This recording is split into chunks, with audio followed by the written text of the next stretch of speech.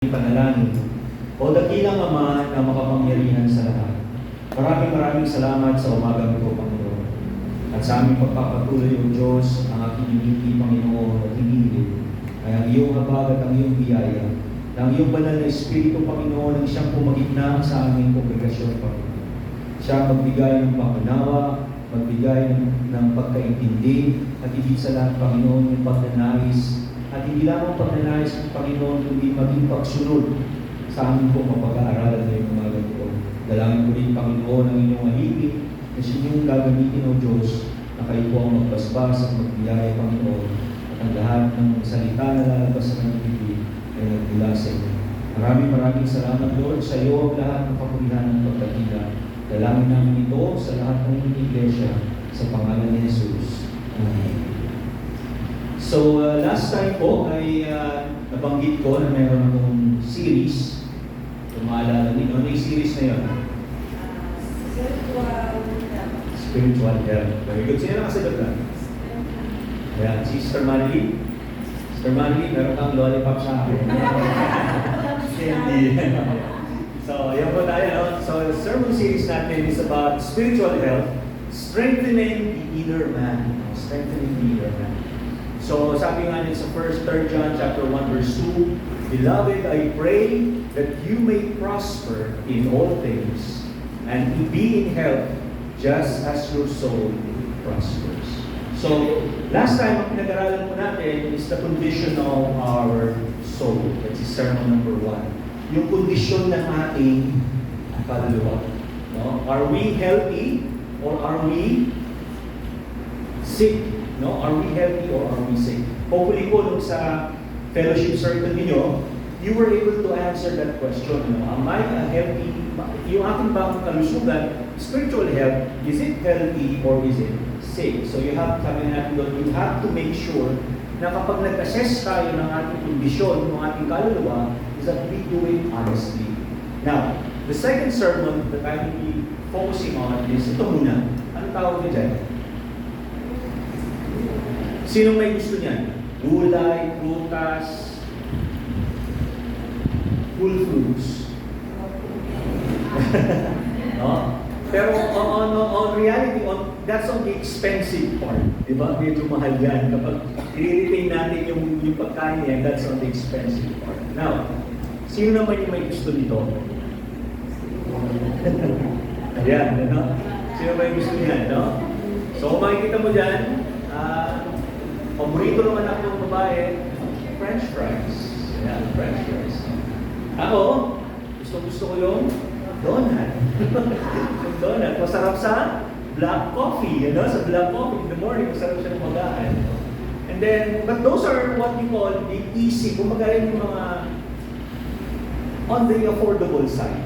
On the affordable side.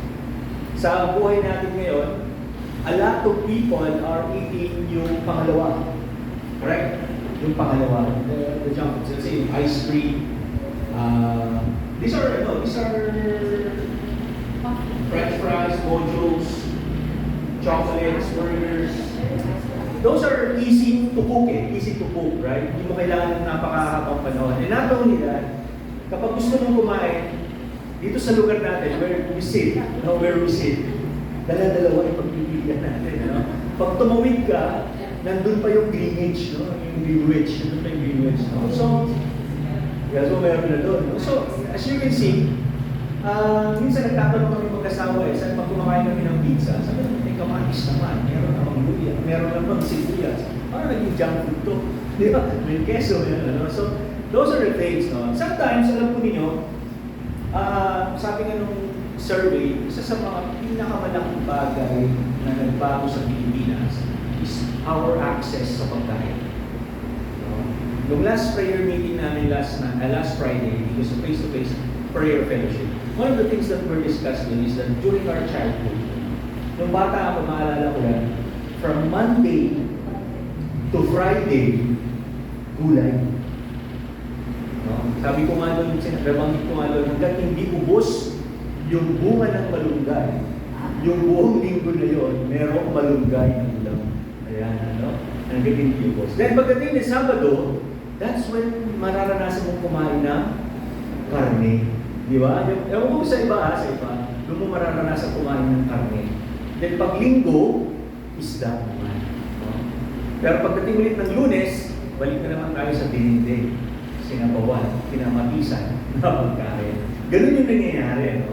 But then, with the advent of, kasi noon, kung meron kang, pumunta ka ng Jollibee, before, no? Kapag pumunta ka, kakain ka sa Jollibee, a special day doon. It's not just like today, na kung saan ang mga bata, mga kabataan, they have the good access. No? Hindi lang access, pati means. Pati means meron sila to purchase itong mga fast foods natin. Before kasi, hindi ka basta-basta. Sino dito nakaranas kay burger machine? Di ba? Hanggang doon lang yung burger ko doon. Hanggang kay burger machine. Hanggang kay burger machine lang. So, naalala ko nung bago kami lipat dito, meron nag-iisang burger machine dito sa Magsaysay. Pero, alam ko kung open pa or close na. So, but with the rise of yung kinakain natin, napansin ko, the more we eat yung mga healthy foods natin, no, sabi natin, we have lesser sickness. Right? Now that we eat more dito sa mga easy foods, madali natin naluluto, ang nangyayari sa atin, ang nangyayari sa atin is mas lala tayo nagiging sakit. Correct? So, siguro nakuha din ako ng idea ng topic ko. So, if we eat healthy, we become fit. Right? Yeah. Ginagawa ko rin yan. Pero kahit kailan hindi naging ganyan. Hindi naging six-pack yung katawan. But, no, alam niyo, if we continue to eat tawag natin as junk foods, ito naman yung mangyayari. Alright? Nagiging ano tayo? Obese. Alam niyo yung BMI. Sino na nagpapa-BMI dito? Right? Sa BMI ay nasa nasa obese ako. Yun yung yung tagi ko sa BMI. I'm on the obese side. Although pag tinitignan ko yung sarili ko, hindi naman. Pero siguro yung mass ng bone ko, magbiyan. So, ano man yung bagay na kinakain natin, it fuels the body. Correct? Katulad ko, meron akong diabetes. Dahil meron akong diabetes, alam niyo na kung ano yung mahilig ko kainin. Nasa una, nasa pangalawa. Nung bata ako, nasa una. Nung nagkaroon ako ng spending power, naging pangalawa. Nagkaroon ng spending power, naging pangalawa. So, ganun yun. Now, so ito po yung ating pag-aaralan for today. Sermon series number 2 is that the diet of the soul. Yung diet. Ano ba yung bagay na pinapakain natin sa ating diet? So, yung verse na gagamitin ko today is yung memory verse ko to. Naalala ko this is my memory verse ng childhood ko. And ever since hindi ko ito kinalimutan. Ito siya. Matthew chapter 4 verse 4. Sabi niya, nasusulat, hindi lamang sa tinapay na bubuhay ang tao, kundi sa bawat salitang nagmumula sa bibig ng Diyos. Ulitin ko. Nasusulat, hindi lamang sa tinapay na bubuhay ang tao, kundi sa bawat salitang nagmumula sa bibig ng Diyos. So, kung yung ating physical na katawan requires food to function. Kaya kanina tinanong ni Sister Lisa, lahat ba ay nagising ng maganda ngayong umaga? Yes. Alam niyo kung bakit kayo nagising ng maganda ngayong umaga? Kasi kumain kayo magabi.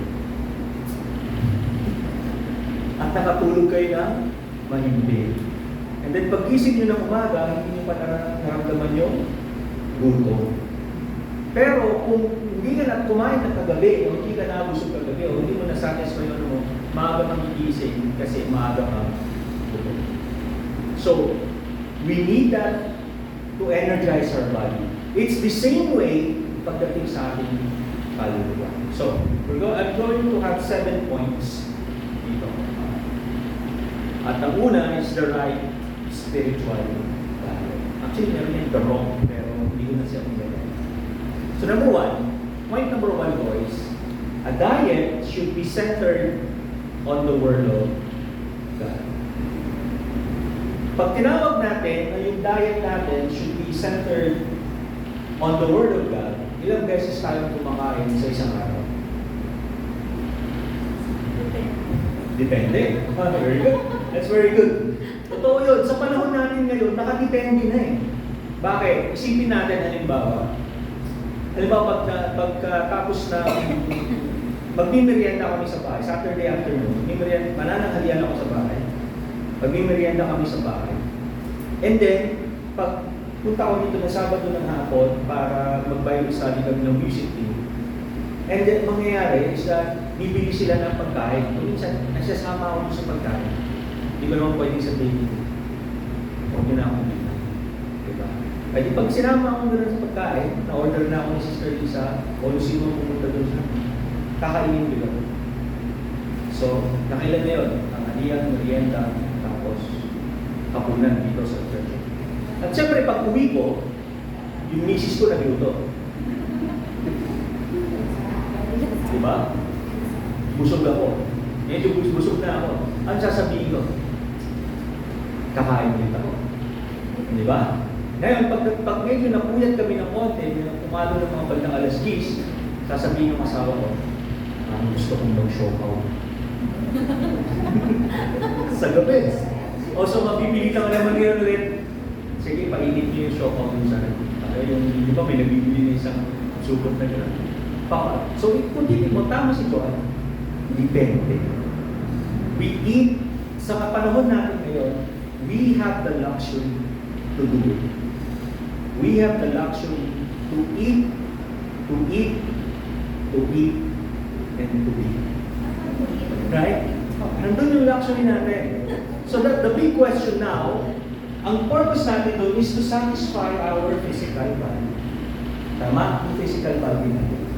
Now, the question now is yung spiritual naman natin. On our diet, how do we feed our souls? Is it centered on the Word of God?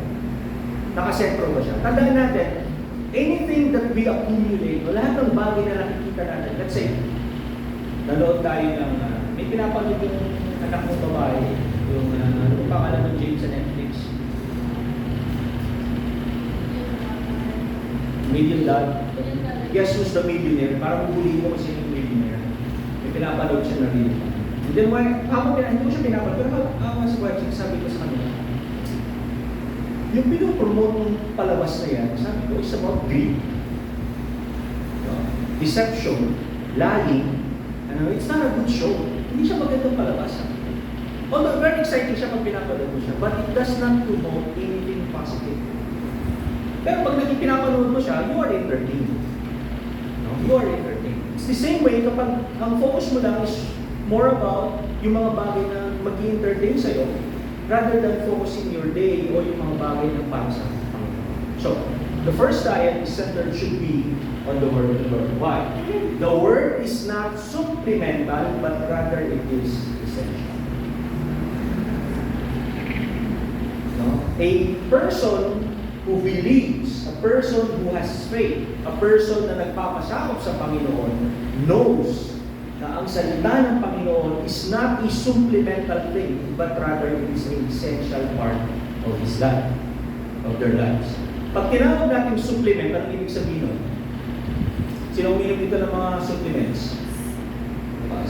Sister Shirley, bakit ka uminom ng supplements? Para lumakas, right? Yung supplement is that, halimbawa sinabi sa'yo ng doktor mo, kulang ka ng vitamin B. So, bibigyan ka niya ng supplement para ma-fulfill yung kakulangan mo ng vitamin B. So, as you can see, a supplement is pantapal. Correct? So, if you see the Word of God as a supplement, tinitignan mo lamang yung salita ng Panginoon pantapal. But if you do not need yung pantapal, nagsasabihin mo, I do not need the Word of God. So it's very crucial na maintindihan natin that a spiritually healthy Christian should have, no, that the Word is not a supplemental part of his life, kundi dapat it is an essential part. Ano yung mga bagay na essential sa buhay natin? Water, food, right? Shelter. Those are essentials. Kaya dapat makita natin na yung salita ng Panginoon is also, it's not just a supplement. Kailan nagiging supplement yan? Pag may problema tayo, you will look on the Lord, ano bang mensahe mo sa akin ngayon araw na ito kasi ang dami kong problema. Sabihin mo sa akin kung anong gagawin ko. Then gagawin mo, bukutin yung Bible mo. Pag pumasok kong gano'n, napunta ka doon sa bagong tipan. Then ang sabi din sa bagong tipan, sabi niya, at si Judas ay nagligdig. Yun lang nabasa mo. Anong gagawin mo? Sasabihin mo ba na yun yung mensahe ng Panginoon sa'yo? Gagawin mo rin magligdig ka? You see what I mean? No? Hindi ganun eh.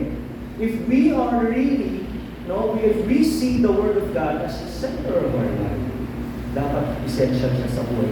It means, hindi tayo maaaring mamuhay. Next, sabi niya, just as the body cannot survive without food, the soul cannot function without the truth. Hindi natin magagawa ang anumang bagay kung wala ang katotohanan sa bawat araw. Now, sabi sa Joshua chapter 1, verse 8, huwag mong kaliligtaang basahin ang aklat ng kautusan. Pagbulay-bulayan mo iyon kung kailan mo gusto. Hindi. Sabi niya doon, araw at gabi, upang matupad mo ang lahat ng nakasaad doon. Kapag nagawa mo yun, anong sabi ng Panginoon? Sa ganoon, magiging masagana at matagumpay ang iyong pamana. Ayan. Sabi niya, huwag mong kaliligtaan. Hinighlight ko rin rin. Do not miss to read the Bible. Pag sinabi ng pagbulay-bulayan mo, sabi niya, meditate. Day and night. Ganyan po tayo. We read the Bible day and night. Ito, yung attitude ko na ito, hindi mo nakikita sa mga anak ko. But, the attitude back then, noon, is that early morning, pagkagising ko, the first thing that I will read is the Bible. Before I go to sleep, babasahin ko ulit yung Bible. That's how it's done. You start your day asking for blessing, and you end your day with thanksgiving. Ganun. If our life is the center of buhay natin ay nakasentro sa ating Panginoon, hindi dapat natin sabi na it's an essential. Sabi ko niya, how do we do it? How do we do the center? Practical expression number 1, daily reading of Scripture. Pag tinawag natin daily reading of Scripture, it should be structured. Pag tinawag natin structured, hindi lang yung makita mo yung Bible, bukas mong gano'n. Inatapat ka dun sa mga genealogy. No? Ang anak ni Shem ay ganito, ang anak ni ganito, natapat kang gano'n. Kasabi mo hindi ka tayo. It's not that way. No? Ang pagbabasa ko, if we are going to put the Word of God into center, dapat structure. Let's say sabihin natin, I want to study the book of 1 John. Umpisa mo sa 1 John, and then structure tayo pagbabasa. Alam ko ninyo, itong Bible na ganito, ginawa na nila ng pinakamagandang paraan para maging structure yung pagbabasa natin. Bakit? They have divided the chapters per topic na. Per topic na siya. So, ibig sabihin nun, when you open your book, when you open the Bible, at napunta ka sa, let's say, napunta ka sa John, sabi nga doon, may mga subtopics na siya. So, you don't even have to exert an effort. Ang gagawin mo na lang is to have that will to do it. Next, sabi niya dito, studying passages, not just verses. Bakit?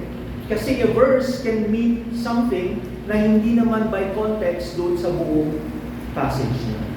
So if you're going to do a diet for the Scripture of Christ, hindi lang natin yung pinipili lang natin yung isang verse. Halimbawa, binuksan niya sa John, sabi niya, magbabasa ko ng isang verse niyo, tumangis si Jesus. Okay na yan? Tapos saka mo na ulit yung Bible. Tapos ka na magbasa ng Bible. No. Studying, sabi niya, you have to study the entire passage, not just the verses. Number 2, prioritizing Bible intake before other content. Yeah. You prioritize the Bible intake before other content. Ano yung sabihin ko? Minsan nakikita ko, pagkagising, ang unang nakabukas sa iyo, cellphone. Ano yung tinitignan sa cellphone? Facebook. Wala ka namang iba-browse na kahit ano. Browse ka lang ng browse. Diba? Browse ka lang ng browse. O kaya, bago mo umpisahan yung araw mo, nanood ka na ng balita. So nagagalit ka na ngayon. Galit ka dahil sa balita. When we put God in our center and we feed the soul, dapat before we put anything else sa umaga, we fill it with the Spirit of God, with the Word of God, with the presence of God. Nandun dapat yung presensya ng Diyos. Alam ko ninyo, ewan lang kung nagagawa niyo, pero ako, para sa akin, kapag hindi ko na umpisahan ng gano'n, gloomy yung araw ko. Gloomy. Para siyang alikabok. And it makes me feel incomplete. Para hindi ako kompleto on a single day. Kasi halimbawa, pumapasok ko alas 3 sa madaling araw. So, kapag bumangon ako ilising ako 2:30, 2 o'clock, ilising ako 2 o'clock, and then, siyempre, pagbangon mo naman, hindi ka naman agad dito. Nakatunga matagal na oras bago ako gumalaw. Tapos pagtingin mo, 2:30 na, babaan no? You have to start your day with a prayer. Bago ka manood ng YouTube, bago mo basahin yung email mo, bago mo magbasa ng mga messages mo sa trabaho, you have to start your day with a prayer. And you have to read. Kailangan mo na magbasa. Kaya structure dapat. Bakit? Because structure can let you see na yung binasa mo kahapon, you can reflect. Tapos kung araw na ito, babasahin mo yung kasunod. It's a structured view. Kaya sabi nila, bago ka manood ng kung ano-ano, bago ka makinig ng chismis, bago ka makipagkwentuhan sa iba kung saan-saan, please prioritize mo to have the proper view. Parang sa umaga yan eh. Sa umaga, ano muna yung ginagawa? Pag gumigising kayo, ano muna yung ginagawa? Hindi lang yung hindi lang yung mata. But ang yung ginagawa, of course, is hygiene, right? Either mag-brush ka or mag-move ka. And then, after nun, iinom ka ng maligamgam na tubig. O kung hindi man maligamgam na tubig, ay iinom ka ng tubig. And then after ng tubig, saka ka lang iinom ng coffee. Right? So, next, a diet that includes meditation and not just reading. No? Nabanggit ko na yan kanina. Sabi niya dito, spiritual nourishment requires digestion and not just consumption. If we are to be nourished spiritually, hindi lang dapat subo ng subo. Lunok ng lunok. Sino nang gumawa nun? Wala pa, right? Ang ginagawa natin is that we chew it, minumuya natin, and then after natin umuyain, minanamnam natin yung ano? Yung lasa. Right? Kasi that's the only way for us to enjoy yung kinakain natin. Ano, it's nerve and state. No? Tinanong sa iyo sa restaurant, ano po gusto luto niya ng steak? Sabi mo, mukhang masarap yung medium rare. Okay, so medium rare. Pagdating ba ng medium rare, pagdating ba ng steak, ang gagawin mo, hiwa-hiway mo? Hindi, di ba? What you would do is hihiwa ka, lumuyain mo ng unti-unti. Para maranasan mo yung savor, matikman mo yung lasa niya. Because that's the only way for you to enjoy. And then, for that, para totally makonsume mo yun, lulunukin mo ngayon, and then that will help on the digestion, and then the spread para ma-convert into energy. So, spiritual nourishment, hindi lang basta basa ka ng basa. But you have to meditate the Word. Pag sinabag natin meditation, sabi niya dito sa meditation, ano ibig sabihin nun? Number one, it means repeating truth internally. Unti-unti mo siyang pinag-aaralan. Alam mo ninyo, kapag nagbabasa kayo ng salita ng Panginoon, you don't just go and read, tapos na. No, babalikan mo siya. Hindi mo siya babasahin ng isang pasada. Babalikan mo siya ng babalikan. Why?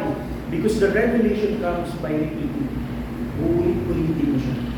Kaya nga ano sabi ng mga scholars, sa buong buhay mo, hindi mo matatapos pag-aralan ng salita ng Panginoon, because after mo pag-aralan ng this same topic, pag binalikan mo siya ulit, there's another one, a new revelation coming from the Lord. Kaya you have to keep on repeating that internally sa'yo. Next, what meditation means, you are to reflect deeply. Kung ano man yung revelation na binigay sa'yo ng Panginoon, ano mang bagay, yung ipinakita niya sa kanyang salita, you have to reflect. Ako ba to? Nagagawa ko ba to? Meron ba to sa buhay ko? Is this something that I am? O ako'y nagiging pasaway? No? And then lastly, sabi niya, always allow the Scripture to shape your thinking. Kung ginagawa natin, we meditate the Word of God, it will shape your thinking. Totoo po yan. Siya yung magbabago siya. Halimbawa, example, sabi doon sa Bible, sabi sa salita ng Panginoon, kailangan mong magpatawad 70 times 7. So, sino yung mathematics genius natin dito? 70 times 7, ano yun? Nahiya ka lang. 70 times 7. 70 times 7? 4? So, ibig sabihin nito, you have to forgive 490 times bago lumubugang araw. So, ikaw, marami kang kagalit. Marami kang tao. Marami kang hindi kasundo. Sabihin natin, compound kayo. Doon sa compound ninyo, magkakapit-bahay kayo. At dahil magkakapit-bahay kayo ng mga magkakamag-anak, lahat doon kaaway. Ganun yung nangyari. So then, you were able to, habang nagbabasa ka ng salita ng Panginoon, you were able to determine, na sabi ko, kailangan pala, I have to forgive 490 times. And then, kailangan pala, bago ako lumapit sa Panginoon, bago ako manalangin, kailangan nakapagpatawad ako. At hindi dapat umabot ng paglubog ng araw ay kailangan makapagpatawad ako. So, reading, and then pag nabasa mo yun, you will now start thinking. Inuulit-ulit mo yun sa sarili mo. Kailangan mo palang magpatawad. And then you reflect to yourself, sinasabi mo, parang hindi ko ito magagawa. Ibig sabihin, hindi ko nagagawa yung kalooban ng Panginoon.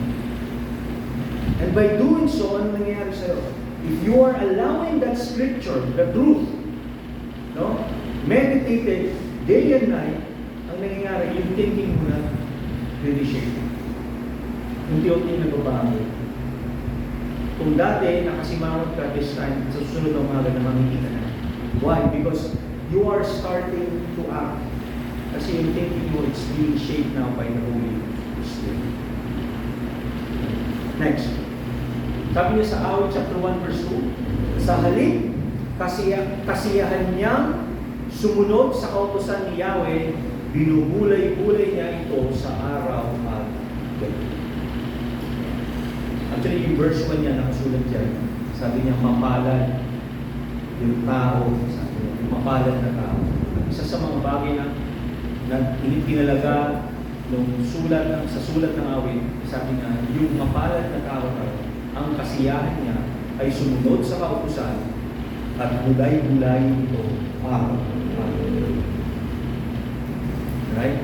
Next. The next one is a diet that includes meditation, but by not just reading, ito po yan. Number 1, slowing down the reading pace. Okay. Kapag nag-meditate po tayo sa salita ng Panginoon, Huwag naman natin gawin parang compliance lang. Para lang masabi natin na basa tayo ng salita ng Panginoon. Minsan kasi maraming Kristiyano gano'n eh. Halimbawa, sabi ng pastor, magano na tayo, devotion na. Saan yung mga devotion nyo? May reporting card sa devotion. Ang gagawin nyo ng marami, magbabasa.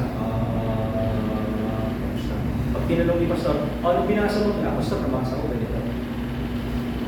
Pero, hindi mo ninamnam kung ano yung binasa mo. So yun katulad yung sinasabi ko kanina na steak. Masarap yung steak, hindi mo na ninamnam. So kung tinanong ka nung, masarap po ba? Okay na. Kasi hindi mo ninamnam eh. Hindi mo nalasahan, hindi mo naramdaman, hindi mo na-enjoy. Kapag tayo po ay nagbubulay-bulay, we meditate the word of God, we enjoy the word of the Lord. Nararanasan natin. Next, repeating key verses throughout the day. So, we keep on repeating ko sa mga ko kanina. And then lastly, ito po, asking what God is saying and how does this apply to me. Tanong niyo pala ito. Ayaw pag nagbabasa ako minsan ng salita ng Lord, pag nagbabasa ako ng salita ng Panginoon, sa madaling araw ako nagbabasa. Pag nagbabasa ako sa kanya, sometimes, talagang ilang beses ko siyang babalikan. Lalo na kung hindi ko mag-gets kung bakit hindi nandun ako. Or sometimes, kapag may nakita ako na something na talaga, habang binabasa ko siya, tumatak sa akin, talagang something that there's a spike on me, yung buong araw na yun, iniisip ko yun. Iniisip ko siya, what does it mean? Ano yung gusto sabihin ng Panginoon? Ano yung bagay na yun na kailangan ko maintindihan? That's meditating over God. Hindi siya lang siya basta compliance. Naalala ko yung music team. Yung music team, yung nag-umpisa tayo sa Bible study natin, sabi ko, send your daily devotion. No? Daily devotion. Anino na lang ngayon eh. Anino na lang sa group chat natin. Ano? Anino na lang. No? Pero bakit hindi ko yung kinukuha? Because it has to be done voluntarily.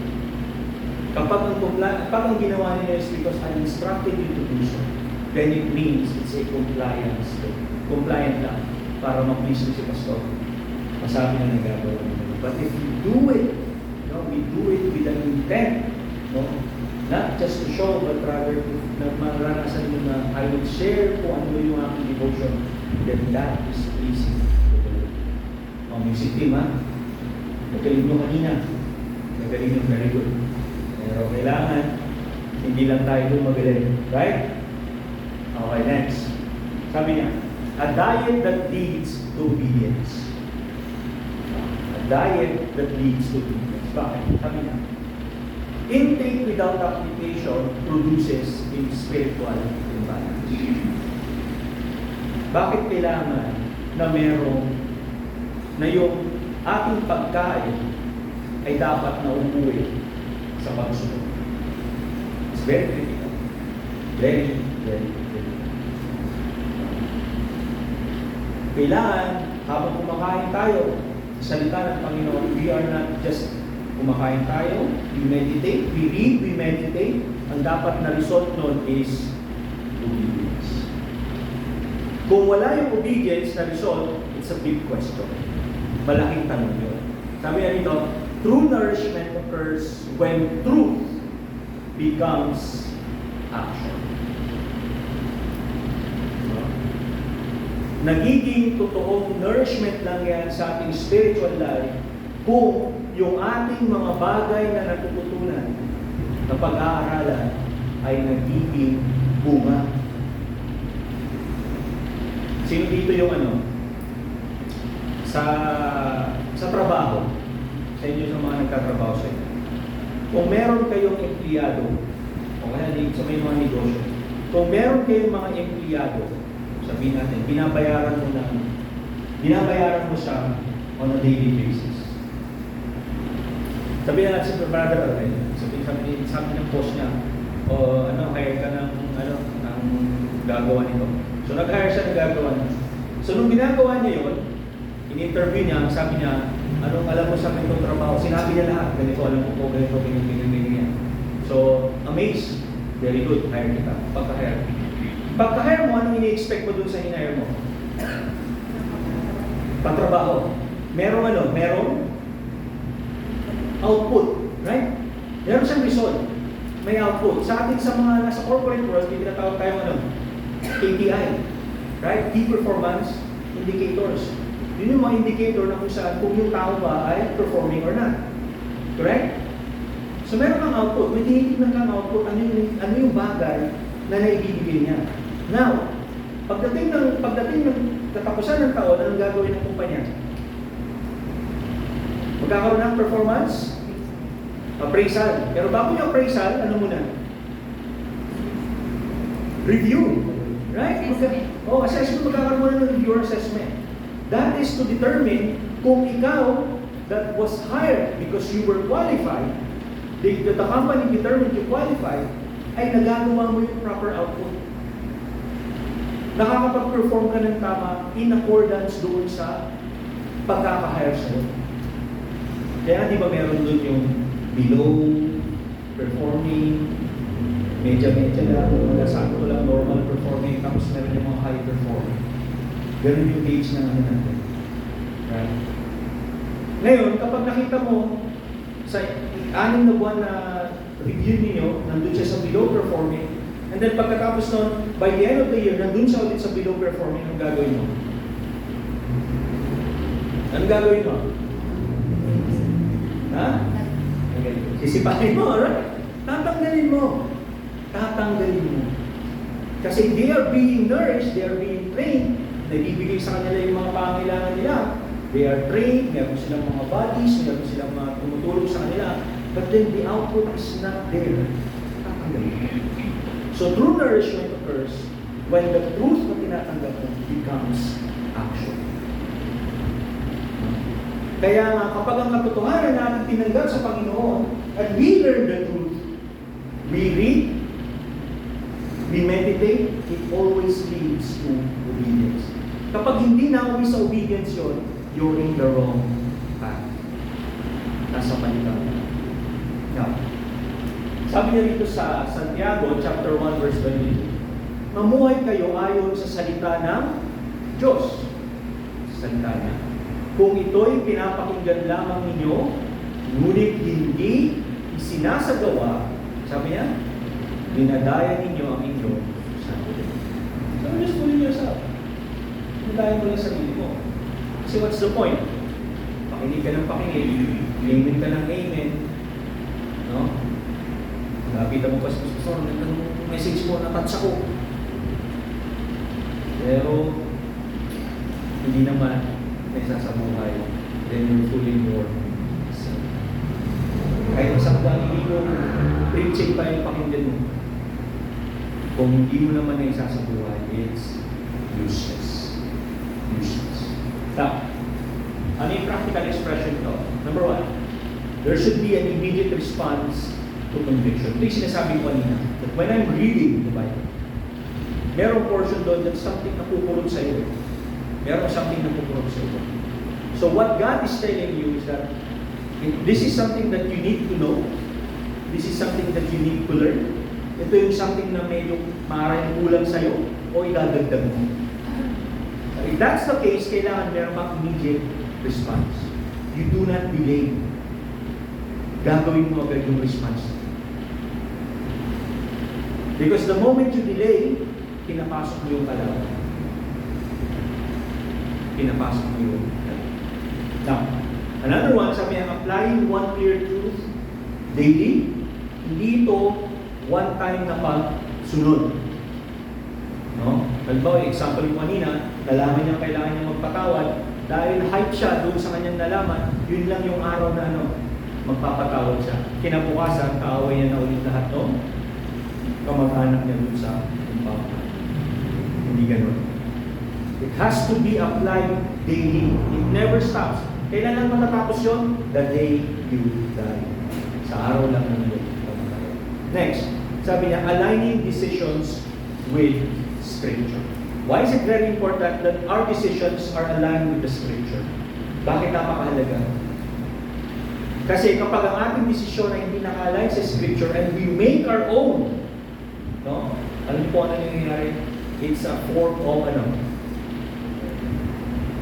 rebellion. It's a form of rebellion. At ano ang katumbas kapag tinawag natin rebellion? Anong katumbas ng sa harapan ng Panginoon? Witchcraft. The sin and rebellion is the same as witchcraft. Sa harapan ng ating. So, it's very important na yung ating desisyon should always be aligned with the Scripture when we obey. Next, number 4. Next, a diet guided by the Holy Spirit. Kahapon na pag-uusapan namin ito. Pero this is different. Bakit kailangan? The Word is understood and applied through the work of the Spirit. Tama? It is applied through the work of the Spirit. The Spirit does not replace the Word, but rather He reveals what the Word is. Okay? Yung salita po, yung ating binabasa, yung salita ng Panginoon, even the essence of Christ, the Word is understood and applied through the Word of the Spirit. Hindi dahil pinili, kundi the Spirit itself revealed the truth and then make a decision to obey. Ngayon, kung ang gagawin natin, isasabihin natin na tayo yung nakaunawa ng no, ang i-reveal lang ng ating Panginoon sa iyo. I'll give you an example. Halimbawa sa crowd na ganito. Then, magsasalita ako about salvation. I will preach about salvation. Pagkatapos ko mag-preach about salvation, mag-a-altar pa lang ako. Sabihin natin mag-a-altar pa lang ako. Ano sasabihin ko? Anyone, kung sino man ang nais tumanggap sa Panginoon, ay pumunta dito sa harapan. Question. Sa lahat ng crowd na yun, let's say I'm speaking to the crowd na to, let's say we're around 40. So 40 na tao na ito. Meron minsan, yung buong 40 ba na yun kakayo? No, how many will respond? Minsan may mag-respond 5, mag-respond 3, 2, minsan isa lang. Bakit ganun? Bakit ganun yung response? Because it is not by their understanding kung bakit sila tumayo at nag-decide na tanggapin ng Panginoon, but rather the Holy Spirit revealing to all the persons na nakinig who Jesus Christ is, kung ano yung regalo niya, ano yung salvation niya. And then them responding, bakit? Kasi kailangan, it's the Spirit of the Lord that will guide. Sila yung mag-ano. Kaya kung minsan, kahit saan damakmak na na-preach na pakinggan, saan damungal na salvation, yung preaching yung kanyang narinig, minsan kahit anong ginagawa natin prayer, they will still not surrender to God. Why? Because it's not the Spirit. Hindi bang sabihin nun, pinipili ng Panginoon kung sino ang ililigtas siya? No! Hindi niya pinipili. The moment na narinig mo ang salvation ng Panginoon, you were chosen by God. Pinili ka na niya. Pinili ka niya para maligtas. Dahil ang nais ng Panginoon, ang lahat ay maligtas. Pero sino yung tumanggi sa kaligtasan? Ikaw. Because you have not responded the way how God wants you to respond. Kaya sabi rito, without the Spirit, the Scripture becomes information. Kung wala yung Espiritu Santo na magbibigay sa iyo ng pangunawa, lahat ng naririnig ninyo rito, o lahat ng bagay na napag-aaralan natin sa Bible studies, dito sa ating prayer meetings, dito sa sermon natin, it's just information. Knowledge lang. But with the Spirit of God, sabi niya, Scripture becomes transformation. It changed. Nagbabago nga. Nagbabago yung mga bagay para kapag ang Espiritu ng Diyos ang lumagabag. Now, sabi niya sa John chapter 16 verse 13, sabi niya, ngunit pagdating ng Espiritu ng katotohanan, papatnubayan niya kayo sa lahat ng katotohanan galing sa Diyos. So, bakit sabi natin, bakit kaya maraming nadadaya? Sabihin natin yung pinakamalaking fault ngayon dito sa Pilipinas. Ano yung pinakamalaking fault? Blessed ni Cristo, ano ba? Jehovah's Witness, ano pa? Sabihin na natin yung pinakakilala, yung nahuli, si Kibuloy. Sabihin natin si Kibuloy. Bakit kung titignan natin, sabi natin, bakit sila nadaya? There are how many millions of them? 4 million? Right? Mga nasa 4 million sila. And then sabi natin, bakit kaya dumating yung point na yung mga tao na hindi ito is nadaya sila? Because they did not listen to the Spirit of God. Kung yan pinakinggan nila is yung the Spirit of deception. That's why they were blinded. Kaya sila nabulan. At maraming Kristiyano ang nangyayari sa nagiging gano'n. No? Nagiging gano'n sila. Dati sila mga Kristiyano, pero nabubulag pa rin sila. Why? Why? Because if we allow the spirit of deception, hahayaan natin yung pandarayan ng kalaban, ang ating papakinggan, madadaya. Ito ang tanong ko sa inyo. Anong sabi ng Panginoon? Sabi niya, kapag nakita mo si Satanas ang gagawin,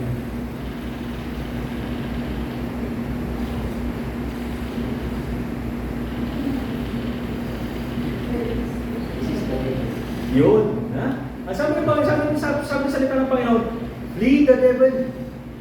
Pag sinabi niya flee, ano yung sabihin nun? Flee. Hindi? Tumakbo nga. Escape. Hindi mo matatalo yan. You escape the devil. Sabi niya, he will flee from you. Takbuhan mo siya. Halimbawa, sabihin natin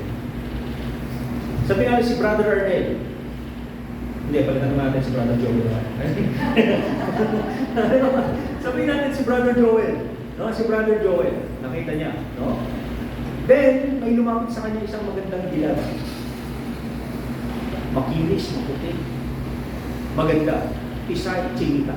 Ayun. Ha? Ngayon, sabihin na lang natin, revealing yung kanyang suot, yung kanyang pananamit. No? Doon lumapit kay Brother Joel. Tanong kay Brother Joel, may asawa ka? Dalaga ba? Anong gagawin ni Brother Joel? Papasok yung temptation. Papasok. Uy, magiging rason ng marami sasabihin niya, palay na ang lumalapit sa manok. Diba? Anong ginawa ni Joseph? Joseph the Dreamer. Balikan natin si Joseph the Dreamer. Anong ginawa niya? Tumakbo. Nung sinabi sa kanya nung asawa ni Potiphar, sumiping ka sa akin. Anong ginawa niya? Tumakbo siya. Hiran. Alam po ninyo, when temptation comes, hindi kahinaan na sasabihin mo. Hindi kahinaan na sasabihin mo na sasalubungin mo yun. No. Hindi.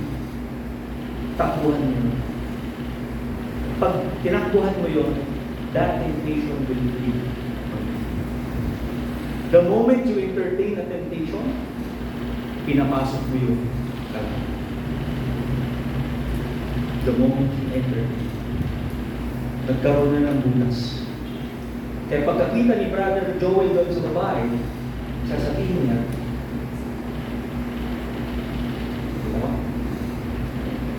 ano yan? Wedding ring. Yung mapakita yung wedding ring niya. May asawa.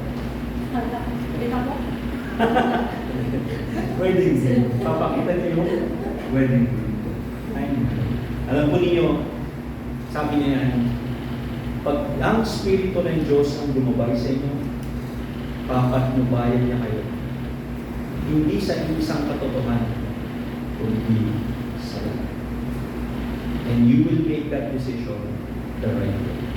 Now, next, practical expression. Number 1, pray before reading the scripture. Number 2, always ask for understanding and conviction. Bakit dinagdag yung conviction? Kasi marami yung nakakaintindi pero ayaw magpa-convict. Right? Marami nakakaintindi pero ayaw nila tanggapin. Pangatlo, yielding to the Spirit's correction. Ayan. Kailangan kapag naintindihan mo, na-convict ka, you should surrender yourself to obey. Kailangan mong sumunod dun sa correction naman. Next, number 2.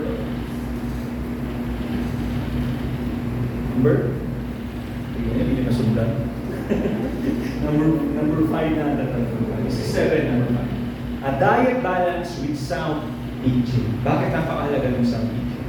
Alright, that. A personal study must be complemented by biblical teaching and preaching. Napakahalaga na yung sarili mong pag-aaral sa salita ng Panginoon ay merong supplementary o merong complemented. Pag tinawag natin complemented, it is seconded. Pag tinawag natin seconded, ibig sabihin ito, uma-align. No? Yung pinag-aaralan mo personal sa salita ng Panginoon, hindi siya tumataliwas. Kung makikinig ka sa ibang mga ngaral, o sa ibang mga, sa Bible studies mo, sa preaching, sa sermons, or anything, nag-a-align siya. Hindi siya nalalayo. No? So your personal study, habang pinag-aaralan mo yung salita ng Panginoon, it should be complemented first by the biblical teachers, and then pangalawa, kapag nakikinig ka ng mga preaching. Kapag malayo yung pagkakaunawa mo doon, o malayo yung interpretasyon mo doon sa kung ano yung sinasabi ng konteksto ng salita ng Panginoon, then it means God is correcting you and you should learn to be corrected. Kailangan mo na magpapalala. Sabi niya rito, a healthy spiritual diet requires both personal engagement with the Word and sound and faithful teaching. Alam naman natin dito sa church, we encourage everyone, no? Na kapag nakarinig kayo ng preaching namin, kaming mga pastors dito, we encourage everyone to what? To re-study. Pag-aralan niyo ulit. One of the reasons why kung bakit nilalagay natin yung kung ano yung nakasulat, yung outline doon sa group chat natin, is for you to go back and re-study it. Pag-aralan niyo ulit. And then if you see anything wrong, meron kaming point na hindi tama, hindi acceptable, you are free to approach us. Malaya kayo sabihin sa amin our mistakes. Malaya kayo sabihin sa amin that we interpreted it as wrong. That's how it is it. The Word of God is the final authority. Kaya if you have that, may nakita kayong mali, you don't just have to tell us. Then we can restart. Kaya yung fellowship circle ninyo, kapag inumpisa ninyo mag-aral sa fellowship circle ninyo, you go with the outline. Tinitignan niyo yung outline. Right? Tinitignan niyo yung outline, and then hindi lang kayo doon nagre-reflect, kung baga tinitignan niyo muli, tama ba yung aking narinig? Is it aligned with what the Word of God is saying? Yung three purposes. So, part of our spiritual health is to make sure na hindi lamang engage tayo personally, but rather when we hear the Word of God being preached, kailangan naka-align din ito. Now, sabi niya dito, 2 Timothy chapter 3 verse 16, ang lahat ng kasulatan ay kinasihan ng Diyos at nagagamit sa pagtuturo ng katotohanan, sa pagtatama ng maling katuruan, sa pagtutuwid sa likong gawain, at sa pagsasanay para sa matuwid na pamumuhay. That's the purpose of it. Ginagawa natin lahat ng bagay na yan para sa ganoon, makapagturo tayo kung paano natin pararangalan ng Panginoon, paano natin kikilalanin ng Diyos, paano natin kakatingin si Kristo. Kung meron tayo narinig na maling katuruan, it is corrected not by the person but by the Word of God. No? Inaayos na yung mga baluktot nating pamumuhay. Tinutuwid nga yung mga bagay na hindi pa natin naisuko. Nang sa ganun it is a training ground. Sabi na, pagsasanay. It's a training ground. Yung mga bagay na yun, it's a training ground nang sa ganun, mabuhay tayo ng matuwid para sa karangalan ng Panginoon. Next, sabi niya dito, sound teaching provides number one structure. Naalala niyo kanina, I also mentioned structure. Yung structure kapag nag-aaral ka ng salita ng Panginoon. Meron kang sinusunod na structure. Hindi lang random kung ano. Kasi kung sa trabaho natin i-reflect yung bagay na yun, alam mo, si Allen. Si Allen, meron tayong tinatawag, may tawag doon yung yung parang umupo ka sa desk mo, alam mo na kung ano mo gagawin, parang meron kang rhythm na sinusunod sa trabaho. No? That's one point na tinatawag natin yung structure. Let's say, sabi mo, pag upo mo sa desk mo, ang unang gagawin is to read emails. Right? And then after reading emails, titignan mo kung sino doon yung priority to respond to. Then after nun, tsaka mo titignan yung next. Meron ka ng naka-allocate na gagawin every hour. No? Pagkatapos mo isang isusunod na isa, that's a structured way. No? So sound teaching should also be structured. Hindi lang basta-basta, halimbawa, nag-preach ako ngayon ng ganito, then sa susunod ganito. Alam niyo po, kapag walang structured teaching, hindi masusundan. Kaya sa ating pagtuturo na umpisa natin sa salvation. After yung salvation, umpisa natin sa assurance, sanctification. Isa-isa natin, inutunin natin, ipaunawa sa kanila lahat ng mga bagay na yun. We don't automatically, kaumpisa mo pa lang Bible study ang nilano mo na magugulang mo to! Hindi ganun eh. You don't start with that. Hindi ka mag-uumpisa agad sa eschatology. Mag-uumpisa agad sa soteriology. Umpisa ka sa salvation. You don't start with something na maraming Bible leaders, yung mga Bible study leaders, mga nangyayari is that they just choose random. It should not be. It should be structured. Dapat hinahanap mo kung ano dapat marinig ng message. It's the same way with the preaching. Alam ko ninyo, pag nag-preach ako, one of the first things na tinatanong palagi is sino yung audience. Ano yung audience? Ano yung character ng audience? And then tinatanong ko sa pastor yan, ano yung kailangan nilang marinig? Bakit? Kasi when you are preparing the message, when you are preparing the sermon, it should be tailored. Naka-tailor siya doon sa audience. So let's say itong part na to, pag may mga preaching ako na pinipreach ko din sa iba. Let's say kung nag-preach ako sa Morong. Pero kapag nag-share ako sa Morong, let's say nagpunta ako sa Morong and I shared the word sa Morong with the same slides, iba yung content. Iba rin yung parang ng pagpapaliwanag ko. When I go to Centella, dun sa ano, and then nag-preach ako ulit doon, hindi nyo maririnig ko ano yung narinig nila dito. Iba rin yung paraan ng papaliwanag ko doon. Iba rin yung paraan ng content doon. Sometimes I remove some, I cut some, meron na iba. Because why? It has to be structured. Hindi doon sa eloquence no preacher, kundi dapat doon sa need ng mga makikinig. So that's very crucial. So that's why sound teaching is always structured. You always ask kung ano yung kailangan nila marinig. That's why kapag nag-pray kami, which is my prayers, sana Lord, when I prepare, kung ano yung kailangan marinig ng audience. That's how. Next, sabi niya rito is that there will always be a correction. Kung mapapansin niyo, sound teaching always corrects. Palaging merong itinutuwid sa inyo. Palagi kayong kinukurot, palagi kayong sinusundot, palagi kayong kinakalagot. Because a sound teaching always corrects. Always corrects. Last, sabi niya, it should be doctrinal clarity. Pag tinawag natin doctrinal clarity, hindi ka lalabas sa church na meron kang tanong. O lalabas ka sa church na sa halip na mas naliwanagan ka, mas lalo kang naguluhan.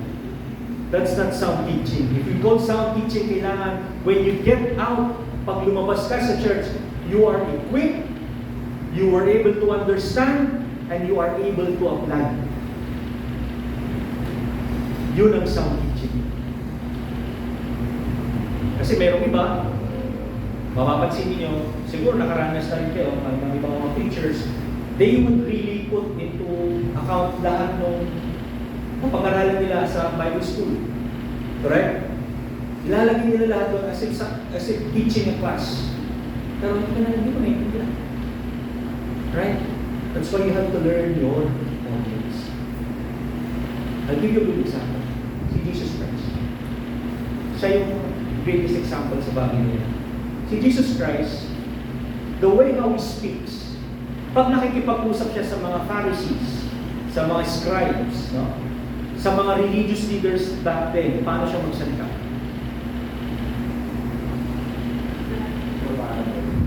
Right? Frank? Sabi yan? Talagang straight to the point. Hindi siya nagpapaligaw-ligaw. Pero kapag nakamit siya ng isang tao na nangangailangan ng kaligtasan, how does he act? Halimbawa, yung babae na babatuhin dahil nahuling nangangalo niya. Paano yung approach niya? Yung babae na nakita niya sa well, paano yung approach niya? Yung kanyang mga pinagaling, paano yung approach niya? Pero pagkausap niya si Pedro, nung sinabi ni Pedro na umayos ka sa Satanas, sabi niya, you see my point? You see my point? Ang point ko doon is that when you are speaking to someone, no, sound teaching, always choose doctrinal clarity. Pag tinawag natin doctrinal clarity, maliwanag. Hindi kayo aalis na may nanay. O kaya meron tayo fellowship circle. Para kung meron kayong hindi naiintindihan, you can ask. Yan ang purpose na. Now, practical expression, listening to biblically grounded preaching. Pag tinawag natin biblically grounded preaching, hindi po siya based on emotions, hindi po siya based on experience, but rather based on the word of the Lord. Pangalawa, avoiding selective or comfort-based teaching. Pag tinawag natin selective or comfort-based teaching, ito yan. Yung mga ibang Kristiyano, ayaw nila makarinig patungkol sa kasalanan. Ayaw nila makarinig patungkol sa mga iba't ibang bagay. Anything na magiging against sa kanila, ayaw nilang mapakinggan. Anything na magiging kontra sa buhay nila, ayaw nilang mapakinggan. Ang gusto lang nilang marinig ay yung bagay na umaayon sa kanila. Alright? If you want sound teaching, you are open to everything. Bakit? Kasi the moment na kinurot ka sa salita ng Panginoon, it is not the pastor speaking to you, hindi ang Diyos. Because He wants you to be corrected. Next. Kung natin pipiliin nyo, minsan, nakakalungkot nga sa may mga Kristiyano ngayon, hindi na nag-church. Sabi nila, doon na lang ako sa YouTube manonood. Right? Doon na lang ako sa YouTube manonood. Pero itong dilema. Doon sa YouTube, pwede mong piliin kung ano yung gusto mo. Topic. At ang gagawin mo, yun at yun lang yung pinapanood mo, yun at yun lang yung pinapakinggan mo, ano mangyayari sa'yo? Unti-unti mo lang dinadaya ang sarili mo, nilulunod mo yung sarili mo ng mga bagay na hindi mo naman dapat marinig. O hindi mo naman na kailangan. That's why it's very important, sabi nga doon, your personal study should be complemented by sound teaching. Next. Sabi niya, being accountable in learning. Dapat matuto kang maging accountable din sa sarili. Hindi lang yung iaasa mo lahat kay pastor. Hindi lang iaasa mo lahat sa Bible school teacher. Doon sa Bible study, leader. Hindi. You are accountable to learn. Assignment mo yan sa Panginoon. Homework mo yan sa Diyos. Binigay niya sa iyo yan. Sabi niya, search me. Hanapin mo ako. Hindi niya sinabing, hahanapin kita, tapos hahayaan ng tao na lang palaging sumusunod sa iyo. No. Hahanapin mo siya. Sabi niya, pumatok ka. And at ikaw ay pagbubuksan. So it's not a matter of we ay naging ligtas na tayo at sila. We are accountable also to search for. Tandaan mo, ikaw ang unang hinanap ng Panginoon nung nagpadala siya ng isang manggagawa niya para ipangaral sa iyo ang salita ng Diyos. Ikaw ang una niyang hinanap. Ikaw yung una niyang pinuntahan. Ikaw yung kanyang pinili. Pero it's also our responsibility, it's our accountability to know more about God. Now, next. A diet that produces transformation. May nagbabago. Bakit? The ultimate goal is not knowledge accumulation, but life transformation.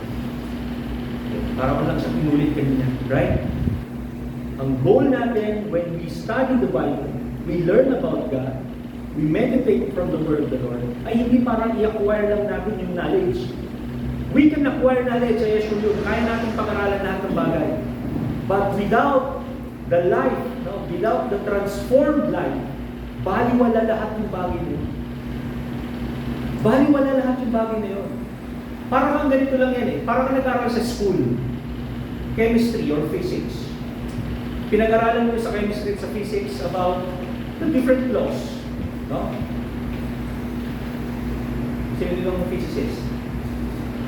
Chemist? Wala? Sabihin natin. The laws of physics. Anything that goes up, goes down. Laws of physics, gravitational pull. Ibig sabihin nito, yung mga laws na yun, alam natin. Alam natin lahat yung mga bagay na yun. Pero ang tanong doon, do we know how to execute? Kumbaga, puro ka theory. Puro ka lang theory. Kaya kung minsan, sa mga estudyante, if you're going to gauge the intelligence of a person, ang gagawin mo doon is that magaling ba siya sa theory? Pag tinawag natin magaling siya sa theory, malakas yung kanyang memorya. Right? Malakas yung kanyang memorya, kaya niya memorize academically kapag nag-exam, alam niya yung gagawin. Subukan mo ngayon sa practicum. Doon mo makikita yung nakaunawa. Doon mo makikita yung nakaintindi. Because it becomes applied science. Yung application. So you can gain all the knowledge if you want. Alam nyo ngayon, with the internet, hindi na mahirap maghanap eh. Hindi na mahirap mag-research. Hindi na mahirap. Dati, kailangan mong maghanap talaga, magkalkal ng libro. Pag umuwi nga kami doon sa Ilocos, kasi malaki yung library niya, ipapang doon. Yung father-in-law ko. Nagtitingin ako ng libro doon eh.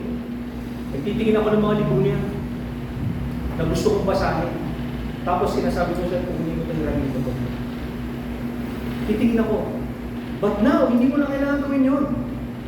All you have to do is what? All you have to do is, by the click of yung keyboard, may computer ka, may internet ka, makukuha mo na yung libro. Mababasa mo na yung libro. So again, the goal is not to accumulate knowledge, but rather our lives to be transformed. A well-fed soul does not just know more, it becomes different. Kaya kung minsan may mamiming tayong mga tao, ang gagaling sa Bible. Right? Ang gagaling nila sa Biblia. Kaya nilang i-memorize lahat ng nakasulat sa Bible. Sabi ko nga sa may nakilala ko, talo-talo na talaga ako. Nung sinare niya sa akin, nung nakilala ko siya, sinare niya sa akin yung, sabi ko, nagulat ako sa kanya kasi sisharan ko pa lang eh. Pero ako sinaran. Sabi ko, nagulat ako. Pero nung sinaran niya ako, sabi ko, okay. Sabi ko, it's really very good. Talagang naibigay niya sa kanya about salvation. Ano yung salvation? But the question is, bakit siya ganun? Bakit hindi na bago? Because what he acquires is knowledge, but never a transformed heart. Next. Sabi niya sa Romans chapter 12 verse 2. Huwag kayong makiayon sa takbo ng mundong ito. Mag-iba kayo sa pamamagitan ng pagbabago ng inyong pag-iisip upang maunawaan ninyo ang kalooban ng Diyos. Kung ano ang mabuti, kalugod-lugod, at ganap na kalooban. Renewing of your minds. So, the right intake is ito. A diet that produces transformation. A right intake dapat it changes your thinking. It changes your desire. It changes your decisions. There will be a visible change in attitude, behavior. And now our life works by obedience and not knowledge. Na ano kasi tayo kay R.D. Baron eh. Ang sabi ni R.D. Baron? Knowledge is power. Nabenta kayo ng antena. Nabenta kayo ng antena. Bumili ka ng Baron, antena. Pero totoo naman po yun. Knowledge is power. But it becomes more powerful when it turns to wisdom. Wisdom. And remember, ang hiningi ni Solomon is not knowledge. Anong hiningi niya? Wisdom. Ang hiningi niya is wisdom, which is the practical application on the law of God.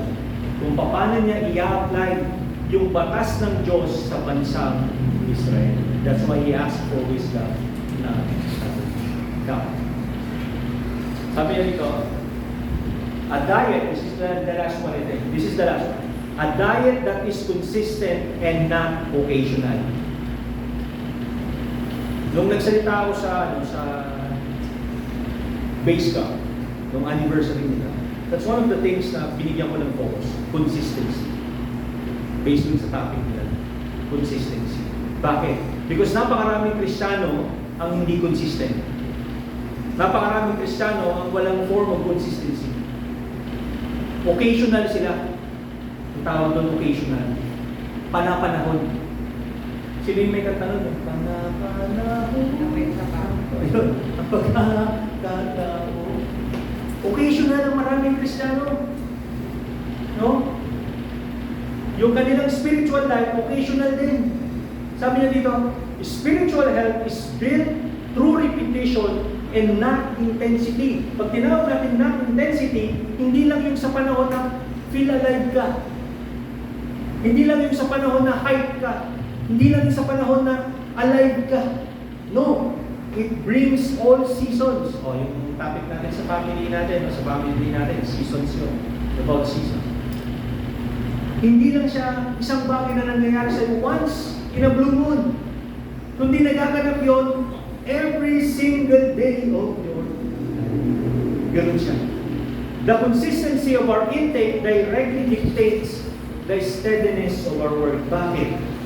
Bakit nakaka-effect, nakakaroon ng effect yun kung paano tayo katibay, kung paano tayo katatag sa paglalakad natin sa Panginoon. Kasi alam po ninyo, hindi ka pwede magiging fix o matibay yung paglakad mo kung hindi naman consistent. Let me give an example. Atleta ka. You're an athlete. You're an athlete. Let's say sabihin natin yung ano yung may hawak na mahabang tumatalon ka ba doon? Tawag doon? Hindi javelin. Yung tumatalon siya, tumatalon. Parang gano'n, polo. It takes a lot of practice, correct? Pero for them to perfect, para ma-perfect nila yung bagay na yun, for them to make it, para matalon nila yun, ano yung ginagawa nila? Consistent training, body conditioning, nutrition, lahat. Consistent yun. Kapag hindi mo ginawa yung consistency na yun, anong mangyayari sa'yo? Hindi mo ma-reach yung goal. Hindi mo malalagpasan yung goal na yun. So, consistency in our spiritual life, no, brings or dictates yung steadiness natin sa ating lakad pananampalataya. Kung on and off tayo, anong mangyayari sa ilaw? Kapag on and off, mapupod. Sabi niya rito sa Joshua again, 1:8, araw at gabi. Now, so how do we establish consistency? There should be stability, depth, and influence. Pag tinawag natin stability, you're fixated. Pag merong depth, ibig sabihin nito, malalim yung pundasyon. And then lastly, there's endurance. Meron tayong katatagan. Now, how do we express it? Number one, fixed daily time with God. Hindi siya random, hindi siya occasional, but we make a point na meron tayong fixed time para sa Panginoon on a daily basis. Number two, non-negotiable discipline. Bakit napakahalaga ng non-negotiable discipline? Kasi kung hindi mo didisiplinan ang sarili mo, walang mangyayari sa'yo. You will always keep on failing. Palagi kang babagsak, palagi kang matutumba, palagi kang matatalo. Nagtataka ka ngayon, bakit kaya ako palaging talo? Because you never put discipline in your spiritual life. Pangatlo, long-term commitment. Pag tinawag natin long-term commitment, hindi lamang ito, sabi ko, hindi siya occasional. Yung panapanahon lang. Kundi it should be long-term. You see what the future is. So, a healthy spiritual diet is, number one, centered on the Word, deepened through meditation, activated by obedience, illuminated by the Holy Spirit, balanced with sound teaching, measured by our transformation, and sustained through our consistency. So if you are healthy, kung ang sagot nyo, ang tanong natin dun sa una kanina, ano yung unang sermon natin, ano yung health? Are you healthy or unhealthy? Kung nasagot niyo yun, next tanong natin is, are you, ginagawa mo ba, or yung diet mo ba, o yung pagpapakain mo ba sa iyong kaluluwa ay katulad niya? Yan ang malaking tanong. So, sabi niya, on my conclusion, sabi niya, the word must move from your eyes, you read, to your mind, you understand, you meditate, through your heart, you follow, and then to your life, your daily walk. And then, the word, salita ng Panginoon, should, hindi siya nananatili sa mata, kundi nagbubuhay siya sa iyo. Now, so again, yan, nakikita niyo yan? Ito ang tanong ko. Ito yung kasagutin niyo mamaya sa fellowship circle ninyo. Ito yan. What kind of diet does your life reveal? After nung study natin ito, after nung sermon natin ito, ano yung nakita ninyo sa buhay niyo? Ano yung bagay na nag-reflect sa inyo? Ano ba yung klase ng diet na mayroon kayo sa spiritual life? Andun ba kayo sa may faith o andun kayo sa may peace? Ano bang kinakain nyo? Kinakain ba kayo ng healthy foods o kumakain kayo ng junk foods? That's the question. So that's the end of our second sermon dito po sa ating series. Ano? So yung first sermon natin is the condition of the soul. The second one is the right spiritual diet. There's 7 sermons po na inihanda ko para dyan. So, again, sa next susunod, pag-aaralan naman natin yung tatlong sermon natin. Spiritual. So again, our sermon series is actually spiritual health and strengthening. Hopefully, mga kapatid, alam ko matatagal na tayo mga Kristiyano, matatagal na tayo mananampalataya, that our diet, alam ko nung una, we are eating heavily, pagdating healthy things. We keep it. We should keep it as always. Sana huwag tayo mauwi sa junk foods. Mahirap yun. Masarap yung junk foods, di ba? Masarap yung junk foods. Masarap yung junk food. Masarap yung french fries. Kung totoo lang, pag french fries, kailangan McDonald's. Always the best yan. Pagdating sa french fries, yung McDonald's. Pagdating sa burger, kailangan sa akin, para sa akin, Burger King. Yung kanilang best yan. Walang tatalo dyan. Pagdating sa may parang burrito, SNR. Masarap yung chicken nila. Masarap yung chicken. Those are the things. Masarap siya. Right? Masarap sila yung mga pagkain nila. But, the effect. Tandaan natin, no? Ang kalaban, palagi kang bibigyan ng bagay na masarap. Pero, ang bunga nun, ang pagkasigat. Alright? Sana po may naunawaan tayo. Samahan niyo po ako sa panalangin. Dakilang Ama na makapangyarihan sa lahat. Maraming pong salamat, Panginoon, sa iyong mga salita na aming pag-aralan ng pagtulay-tulayan, Panginoon. Aking dalangin o Diyos, na sa amin po natutunan ngayong umaga nito ay turuan mo kami na amin po itong masunod, magawa.